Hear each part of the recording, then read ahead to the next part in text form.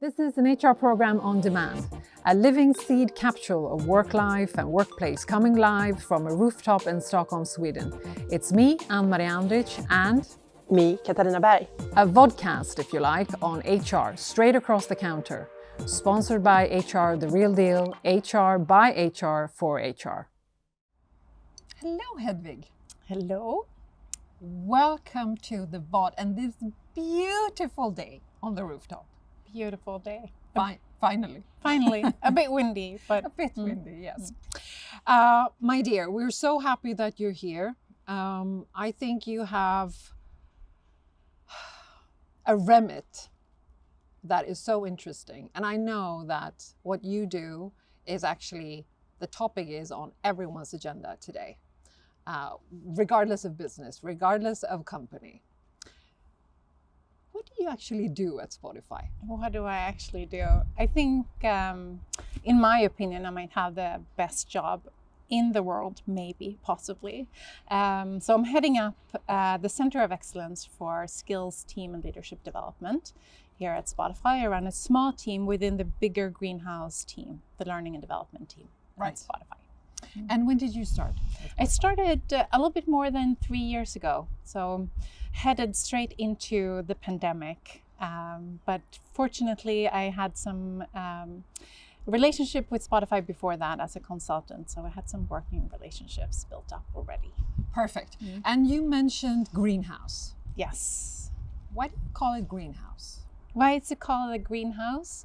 Well, we'd like to see it as learning and development is really the greenhouse of the company. We grow people, we fertilize, we cultivate, and we make sure that there's possibilities for growing. Exactly. Or learning. Exactly. Now, as you said, greenhouse is your way of helping your people to grow, and growth is your mantra at Spotify. It's the foundation of your learning and development philosophy. If you were to elaborate a bit on that topic in relation to how you work with leadership development. Well, growth is our mantra, and driving your development, of course, goes for leaders as well. So we give all our leaders a possibility to grow in different ways. Everything starts with our manager manifesto, with our 4 core beliefs of leadership. So purpose-driven leadership, building and running healthy teams, the courage and willingness to lead, and also leadership is a group sport. So everything we do in terms of leadership stems from those beliefs and deep dives into those beliefs and what they actually mean. And I'm specifically proud of the Manager Manifesto because it's a tool in itself actually for leaders, but I think you have to look into it to see what tools there are. But it's the core of our 2 core programs. So our Management at program, our Leadership at program, that is available for all people managers at Spotify. And on top of that, we give them opportunity to deep dive into important topics that are relevant here and now. I think you're familiar with things like being a more inclusive leader or running a distributed team and what that actually means, or leading in uncertainty or crisis management, which is highly relevant. So that's usually self-led opportunities that you do on your own, and the programs are cohort-based, so together with other leaders, both face-to-face and virtual. And then something that I think really matters these days is to be a little bit more agile and flexible, because we know that things change constantly and extremely fast. So what's top of mind for our leaders here and now? So that's something that we review quarterly.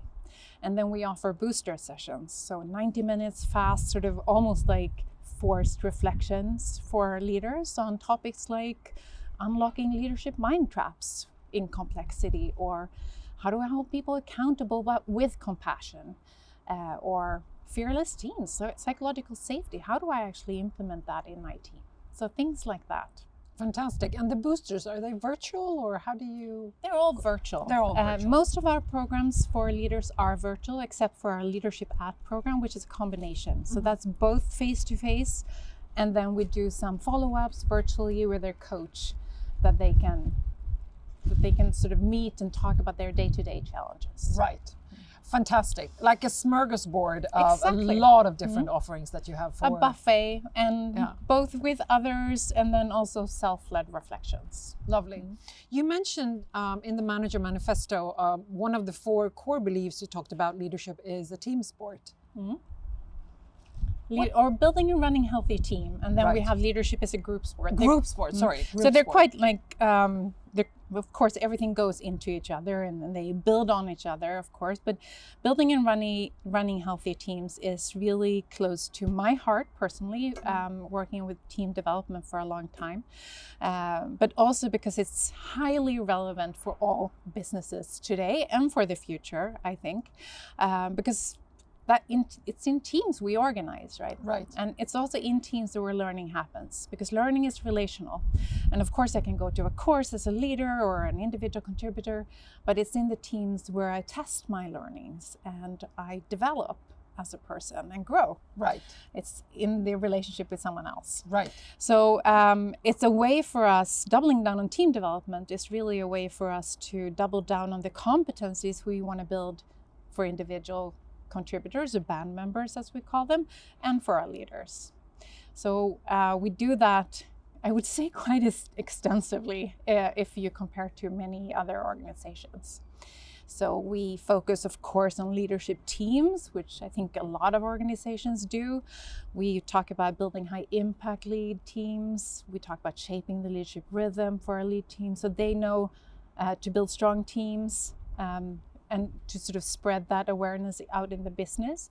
But then we also have a large offering for all teams. So what we really set out to do, I think it was about 3 years ago, was to democratize and scale team development. How do we make it something accessible for all teams, not just the lead teams? Because this is how we organize. So this is what we need to be really good at. And I don't know about you, but I never got any training in how to be a good team member or how to run a team. So we seldom talk about that even in leadership development. We talk about, how's this going to work? And Right. peer and like one-to-one coaching and that, but zooming out and looking at our team from a bigger perspective. So we really want to empower our leaders to run their team development. And how do we do that? How do you do Sounds very simple. But first of all, we make sure that we have a library of workshops, team development workshops. I think we have 40 plus workshops available for leaders. Wow, that's quite a lot. It's quite a lot. Yeah. And we've curated it specifically for our business and for our company, but also categorize them depending on where on a team development journey you are as a team. So that's one part. And then we run facilitator-led sessions, which is our business partner team within Greenhouse that develop teams on topics like feedback.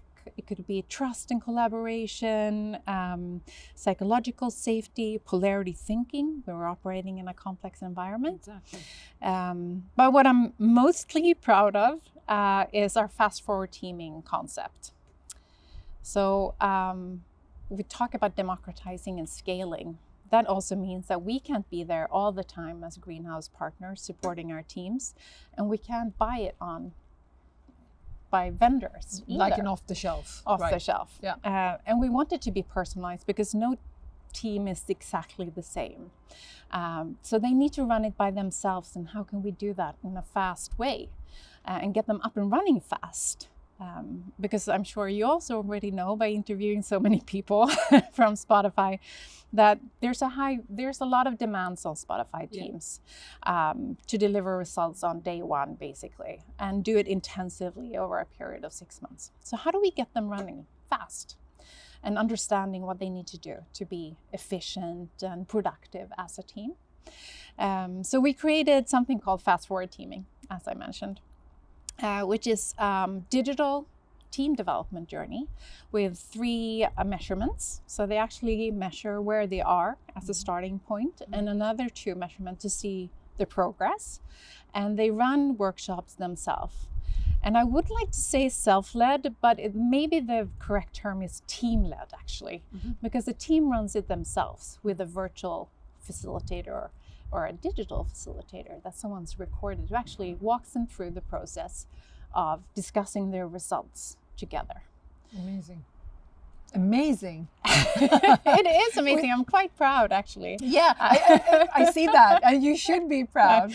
Yeah. I mean, it's so forward-leaning, and I think the way that you describe it is, when you were asking me, have you ever, been in a training to develop yourself as a good team member? No, probably not. No. When I think about it, no, I haven't. No. And you're right. We're all part of a team, right? So why not also have some insights and some development on being in a team, right? Yeah. So fantastic. And I think it's interesting also because there's a lot of talk about AI now. Exactly. And language learning models. And I think being a team member and what that takes, and also looking at your team from a holistic perspective, I find that hard to believe that AI would be able to replace those competencies. Right. A lot of other things, yes. Yeah. But maybe not those.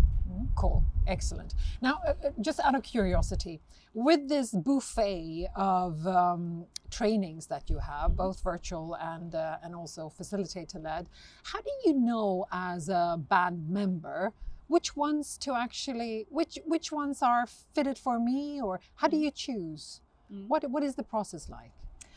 Well, I think it's of course a lot up to the individual to reflect on your own competencies and where you are, but ask for feedback and having an engaging conversation with your manager and the people that are surrounding you, which is part of our performance development process, of course, with development talks and regular one-to-ones, but also maybe just go where curiosity takes you. Right. If it's strategic thinking or it's emotional intelligence that we have in our general offer for everyone at Spotify. Right. So you just click. You just click and you go to that training. Yeah. Is that how you do it? It is. Fantastic. If you're a people manager, there's of course selected trainings for you. If you're an individual contributor, a band member, there's I think we have like 10 or 12 different topics. We run 160 something sessions, virtual sessions, and that's just the actual facilitator-led sessions. Right. For everyone at Spotify. Right.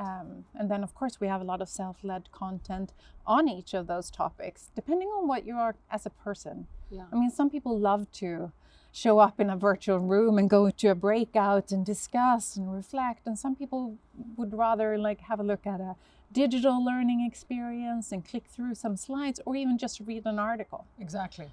So by preference, basically, you can choose. Fantastic. As you said, I think you have the best job in the world. I know. So one final question before we wrap up. I started this episode by saying I think you have the coolest job in the world, just because it's so highly important, and regardless of business, industry, company, everyone is having learning and development high on their business agenda today. If you are to look into the future from your perspective, what do you think will happen in the area of learning and development in a few years' time?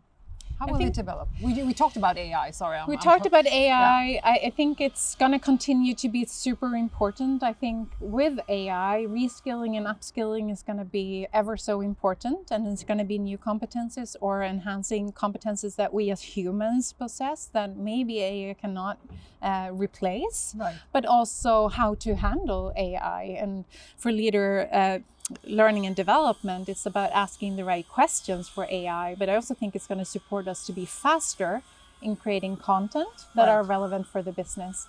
And then I think Alex talks about this as well, Alex Westerdahl, that it's always going to be a human component behind the AI on the input. What kind of questions are we asking for? Right. Because that actually sort of creates the output. So I think it's going to continue to be very important for business onwards, and just like the competency of relearning and learning and unlearning constantly. Mm-hmm. Yeah. So if you have that competence, I think you're going to succeed now and in the future of work. Brilliant. Final words. Thank you so much, Hedvig. Thank you. Very, very inspiring. Now, my dear, yes, let's see the learning on your side. I've tried. I've done so- the basic repetition. So would you like to close the episode with us? Stay strong, stay safe, and stay active. Ido medalje.